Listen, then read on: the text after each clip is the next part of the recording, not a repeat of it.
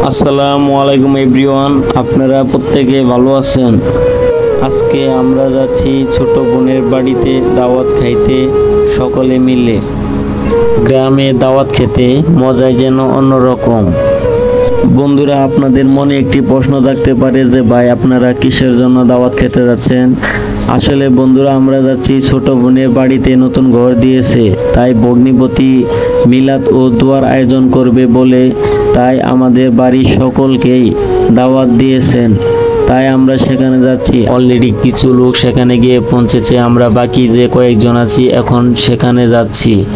আমরা পাকা রাস্তা দিয়ে যাইনি, ওই দিক দিয়ে গেলে একটু দূরত্ব বেড়ে যাবে। আমরা বিলের মাঝখান দিয়ে ফসলের মাঠের ভিতর দিয়ে যাচ্ছি। বন্ধুরা, এই মনোরম দৃশ্যগুলো আপনাদের কেমন লেগেছে তা কমেন্ট বক্সে অবশ্যই জানিয়ে দেবেন। আমার সাথে আছেন চাচাতো ভাই, দাদা এবং জ্যাঠাতো বড় ভাই।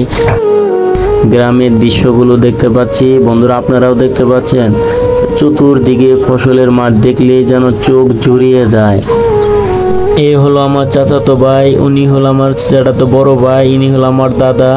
বন্ধুরা, আমরা এখন অলরেডি বাড়ির কাছাকাছি এসে পড়েছি।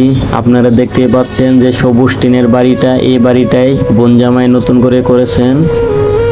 আগে বাড়ি ছিল প্রায় 500 গজ দক্ষিণে, পুরাতন বাড়ি ওখানে ছিল, এখন এখানে নতুন করে বাড়ি করেছেন। আমরা সেখানে আসলাম আজকে দাওয়াত খেতে। বন্ধুরা, আপনাদের জন্য দাওয়াত রইল।